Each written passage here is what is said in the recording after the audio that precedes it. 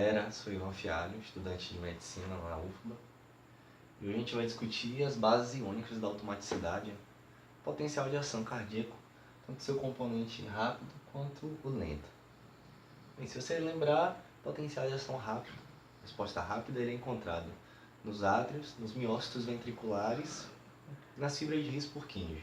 Por sua vez, o potencial de resposta lenta ele é encontrado nos dois nós do coração, no sino atrial e no átrio ventricular.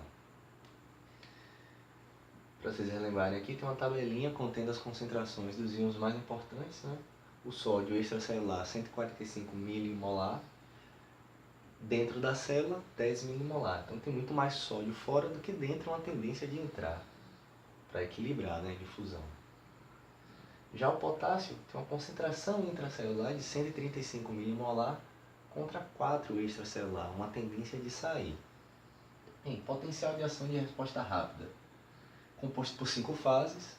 Fase 4 é o repouso, fase 0, despolarização, fase 1, a repolarização precoce, a fase 2, o platô, e a fase 3, a repolarização propriamente dita, né? A gente pode observar que no repouso o potencial de ação cardíaco tem uma taxa de tensão de menos 90 mV, que está representado uma célula cardíaca no repouso, na fase 4. Por que esse potencial ele é negativo dentro da célula em relação ao exterior? Principalmente pela ação de uma bomba de sódio e potássio, a TPase, que ela é eletrogeniônica, ou seja, ela joga 3 sódio para fora e importa 2 potássios. Se ela está jogando mais carga positiva para fora do que importando, ela está criando um déficit de carga positiva no interior da célula. E é justamente isso que está representado aqui. Na fase 4, no período de repouso, existe uma moderada permeabilidade ao potássio, certo? E uma baixa permeabilidade a sódio e a cálcio. A gente sabe pela equação de Nash que o potencial de equilíbrio do potássio é de menos 95 mV. O que seria o potencial de equilíbrio? Uma faixa de tensão, no caso menos 95, onde a tendência do íon sair ou entrar é a mesma, então virtualmente não existe fluxo de corrente. E menos 95 é muito próximo do menos 90, que é o potencial de repouso da célula. Então a gente pode observar que no repouso quem dita é o próprio potássio, não é menos 95, porque tem um pequeno influxo de carga positiva pelos íons sódio, principalmente pelo cálcio também, né? Que tira esse potencial de repouso de menos 95 para um valor menos negativo, né? Que é o menos 90. Pronto, o nó sino atrial gera um impulso despolarizante, né? Quando o coração alcança um limiar, sai de menos 90 até o potencial limiar, que é menos 65 mV, a despolarização ela é ativada, que caracteriza a fase 0, onde ocorre um maciço influxo de íons sódio. São canais rápidos de sódio, né? Se ativam rapidamente, se inativam também rapidamente. Então tem esse ascenso de menos 90, chega até 0. Eu quero destacar aqui para vocês que na fase 0, na despolarização, existe de vermelho aqui um gradiente um gradiente químico, que é dado justamente pela tendência do sódio entrar, dado a sua concentração extracelular muito maior. Existe também um gradiente elétrico, que é dado pela atração que o íon sódio, que é um cátion, sente pelo interior negativo da membrana do miócito, né?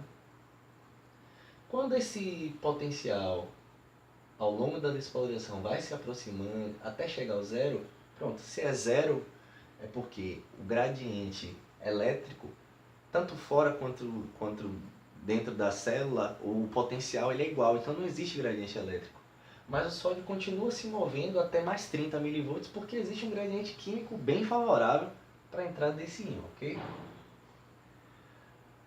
Ao fim aqui da fase 0, que é em mais 30 mV, a gente tem uma fase denominada repolarização precoce, que ocorre graças a um canal transiente de potássio chamado ITO, aqui, ó, ITO, que tem seus componentes 1 e 2.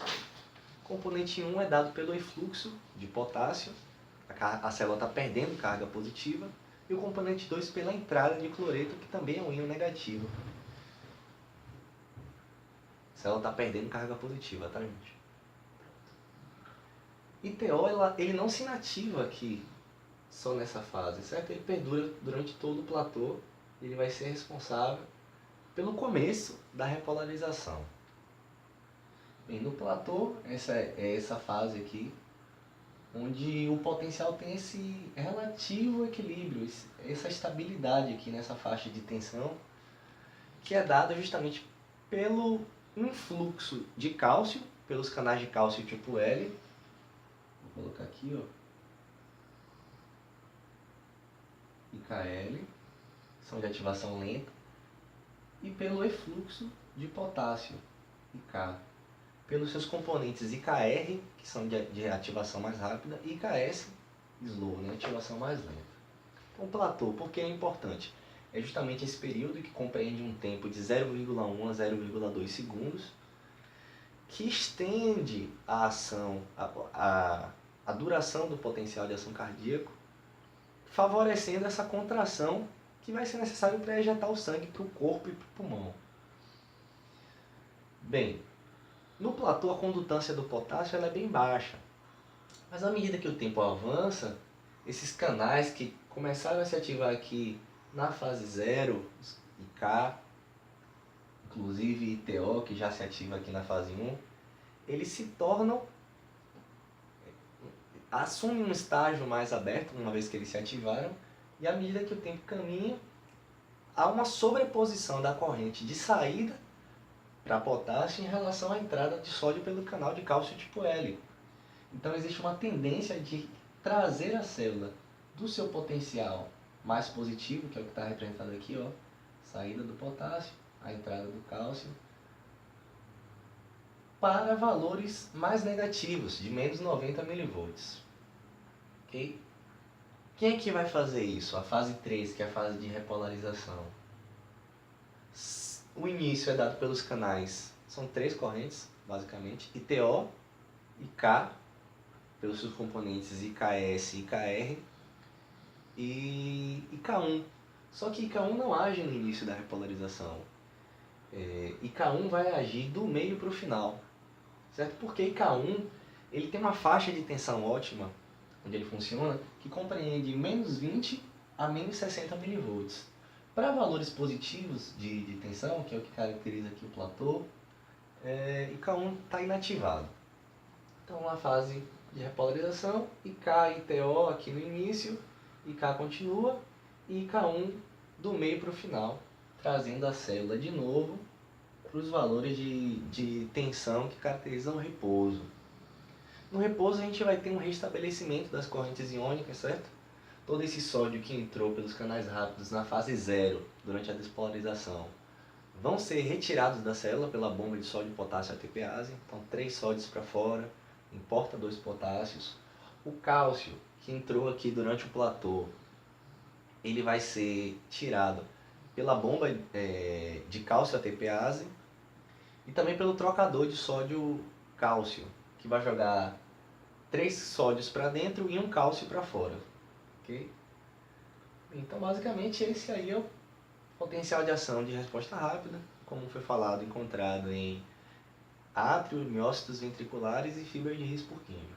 Potencial de resposta lenta. A gente pode comparar aqui, ó. Ele tem primeiro uma fase 4, a despolarização diastólica lenta, marcada pelos canais IF e IKT, que são canais de influxo. IF de sódio, um canal ativado por hiperpolarização, e IKT, um canal de cálcio de ativação lenta. E a fase 0, que é a despolarização propriamente dita, que é por IKL, um canal mais rápido, também de cálcio. Você pode observar que não existe um platô. A fase 3, a repolarização é por IK, e aí volta para a fase 4, que não é um repouso bem caracterizado, por isso que é chamada de despolarização diastólica lenta, porque ela é íngreme, ao contrário aqui do potencial de resposta rápida, que permanece aproximadamente estável, né, na mesma faixa de tensão. A gente vê aqui que a inclinação ela é bem pequena em comparação ao de resposta rápida. O que é que eu estou querendo dizer com inclinação pequena? Que é necessário uma grande variação de tempo para que eu tenha apenas essa variação de tensão. Em compensação, aqui no potencial de resposta rápida, quase o tempo não varia e você tem uma tensão saindo de menos 90 para mais 30 milivolts, ok? Esse canal IF e o canal IK, eles podem ser favorecidos ou antagonizados pelo sistema nervoso autônomo, certo? Por meio dos seus componentes simpático e parasimpático. O que é que o parasimpático faz no coração? Ele tende a deprimir as funções cardíacas, né? Então ele diminui o débito cardíaco, que é a quantidade de sangue que o coração entrega por unidade de tempo. Ele favorece uma menor frequência, né? Bradicardia. Então, pela lógica, o que é que o parasimpático tem que fazer para deprimir as funções cardíacas? Ele tem que favorecer a repolarização e se antagonizar a despolarização, que é justamente o que ele faz. O parasimpático inibe IF, inibe IKT e ativa cada vez mais canais IK. O simpático, né? O parasimpático faz o uso da acetilcolina. O simpático, por sua vez, por meio de seus nervos pós-ganglionares, libera noradrenalina, que é recebida pelos receptores, né, beta-adrenérgicos no coração. Vai estimular a adenilatociclase, a elevar a concentração intracelular de AMP cíclico, que vai ativar os canais de cálcio, sobretudo o tipo L, antagonizando IK também. Vai ter ação aqui o simpático também, IKL, favorecendo uma contração mais vigorosa no platô, certo? O que é que eu queria ressaltar aqui? Eu disse para vocês que no repouso, o íon que tem uma permeabilidade assim, melhor é o potássio, uma permeabilidade moderada. A gente está vendo aqui, ó, o potássio ele tem carga positiva, certo? O interior da membrana está carregado com menos 90 mV, então ele tem uma tendência eletrostática de ser atraído. Por outro lado, tem muito mais potássio dentro da célula, 135 milimolar, do que fora. Então uma tendência de sair. Essas duas forças, a química e a elétrica, estão opostas. Mas existe uma pequena saída, certo? O gradiente químico ele se sobrepõe um pouquinho ao elétrico. Mas por que no período de repouso o sódio não entra, já que existe um gradiente tão favorável? É porque o sódio ele vai entrar na célula por canais, são os canais rápidos, que tem duas comportas. E essas duas comportas condicionam esses canais a 3 estados, quais sejam o estado fechado no repouso, o estágio aberto na despolarização e o estágio inativado ao fim da despolarização. Então a gente tem a comporta M, que é a comporta de ativação, e a comporta H, que é a comporta de inativação. Sódio não entra no repouso justamente porque o canal está no estágio fechado. A comporta H está aberta, mas a M está fechada, então não entra sódio. Nó sinatrial gerou um impulso despolarizante. Se ultrapassou menos 65 mV do limiar, gerou um potencial de ação. Esse potencial de ação só foi possível porque a comporta de ativação M se abriu e o sódio entrou, certo? O canal está na fase 0 e existe esse rápido ascenso. Quando chega aqui em mais 30 mV, os canais de sódio eles se inativam rapidamente, certo? Como é essa inativação? M estava aberta, continua aberta, mas H, que estava aberta, se fecha e o sódio não pode entrar.